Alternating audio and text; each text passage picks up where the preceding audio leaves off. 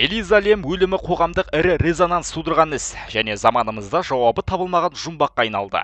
Ендеше марқұмның кім болғандығын, неге қонақ үй шатырынан табылғандығын, мүрдесін қайдан тапқандығын, ең маңыздысы өліміне не себеп екендігін анықтап көрейік.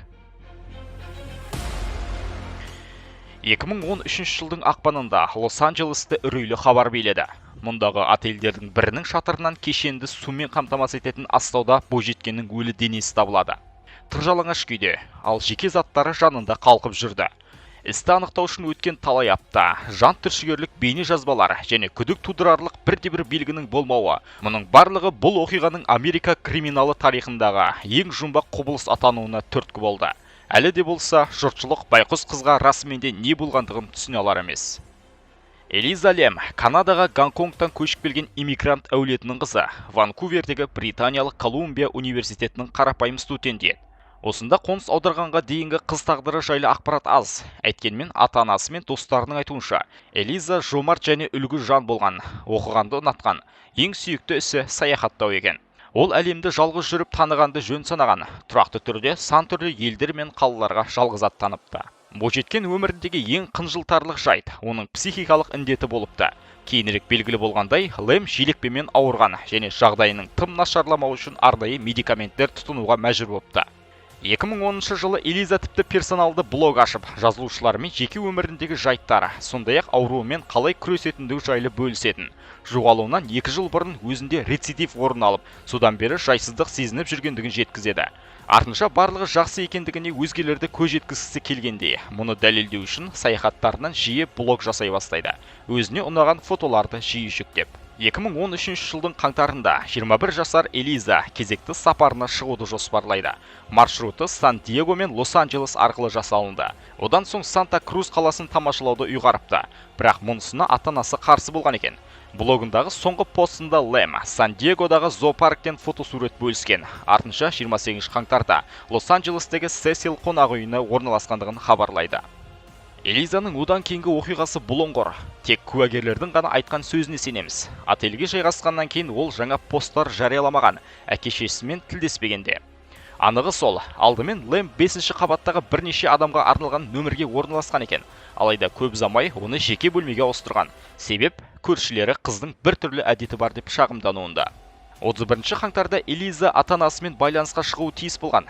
Бірақ қыздары тарапынан қоңырау сол күйі келмеді. Бұдан соң перзентінің жоғалғандығын жариялап полицияға хабарласады. Өздері Лос-Анджелеске келеді. Осы күннен бастап Лемді іздеу қарқын алды. Тәртіп сақшылары қонақ үй қызметкерлерін, жоғалған қыздың бұрынғы көршілерін, таяудағы дүкендер мен кафелердегі жұмысшылардың барлығын тергеуге алады. Ешкім тұшымды ақпар бере алмайды. Жоғалуынан бірнеше күн бұрын Элизамен тілдескен жалғыз адам, кәдесый дүкеніндегі қызметкер Кэти Орфен. Сол күні ол жұмысқа шыққан, ал Лем сувенир сатып алыпты.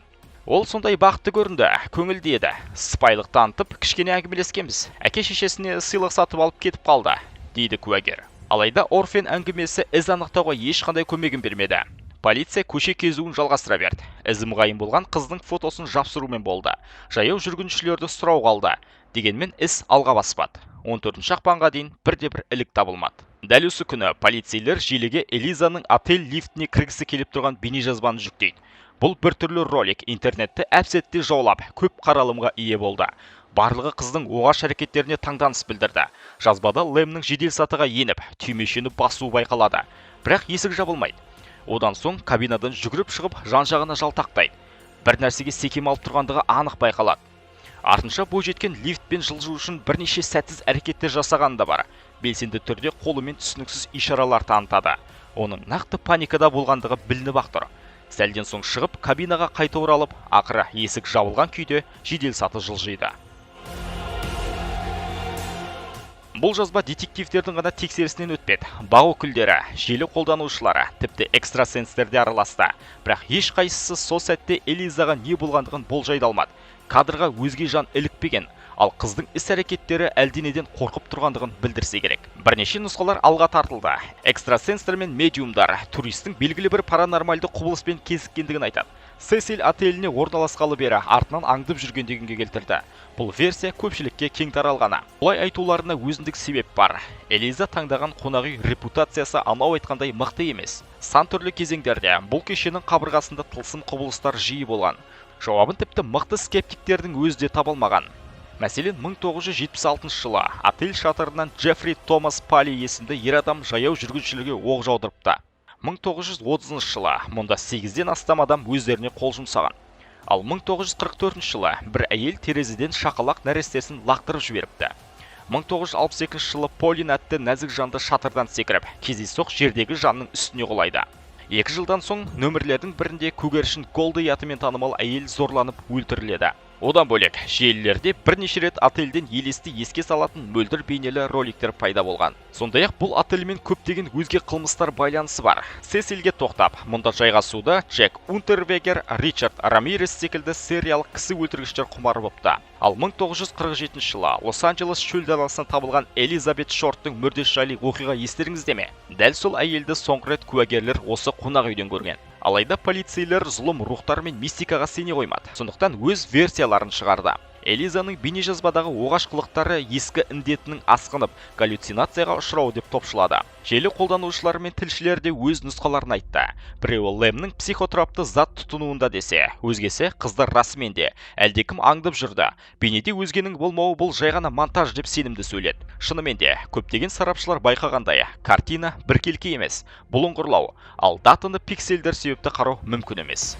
Элизаны іздеу жұмыстары жүріп жатқанда, отель тұрғындары судың түсі мен иісіне шағым айта бастайды. Кафелерде де шағымдар көбейеді. Су ағыны күрт төмендеп кеткен. Краннан шіріктің иісі шығатын күңгірт сұйықты қағады.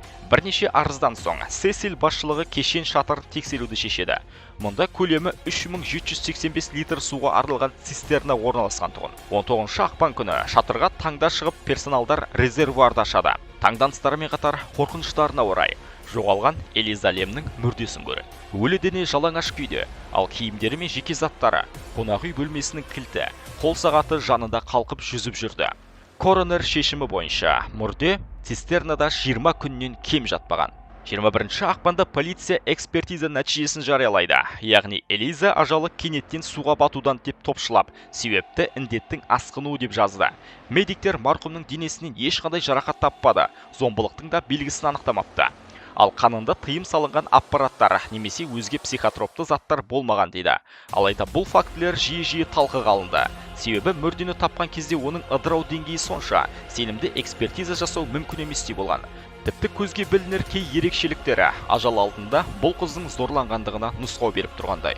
Бұл іс жарияланғаннан кейін ресми түрде тоқтатылды. Дегенмен публика бұл шешімге қанағаттанбады. Бірнеше сұрақтар ашық күйінде қалды. Біріншіден, Лэм қалайша шатырға шыққан? Цистерна орналасқан аймаққа өту үшін рұқсат пен құпия сөз керек. Өзге жағдайда кешендегі сигнализация дыбыс беруі тиіс. Екіншіден, Элиза Сесиль шатырына баспалдақ арқылы көтерілгеннің өзінде өз бетінше қалай цистернаға тап болды.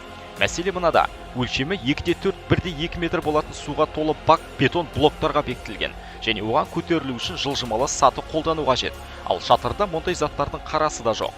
Одан бөлек, цистернаның ауыр қақпағы. Әдетте мұны бірнеше жұмыскерлер бірігіп жылжытады. Мүрде табылған сәтте цистерна ішінде болып, осыншама ауыр қақпақты өзі жабу деген ақылға мүлдем сыймайды ғой. Сондай-ақ шатырда да, Лэм тұрақтаған пәтерде де оның ұялы телефон табылмады. Мұның барлығы жанама түрде оның өлімі кезінде қасында біреудің болғандығын және телефонын алып кеткендігін білдіреді. Айтылған бірнеше нұсқаларға қарамастан, полиция бұл жұмбақ істі қайта қозғауды қаламады. Ал Элиза Лэмнің өлімі әлі де болса ресми түрде жай бір бақытсыз жағдай деп саналады. Әйткенмен көптеген азаматтар, жеке детективтер мен журналистер осы күнге дейін аяқ асты ғайып болып, ізім-ғайым жоғалған осы бір қыздың тағдыры расымен де қалай болғандығын анықтау мақсатында тексерістерді жиі жасайды. Турист қалай қайтыс болды? Сол бір сәтсіз күні не болды ақиқатында? Әлі жұмбақ. Ал сценаристер оның оқиғасын үрей тудырарлық фильмдер мен сериалдардың сюжетіне мысал ретінде қарастырып жүр.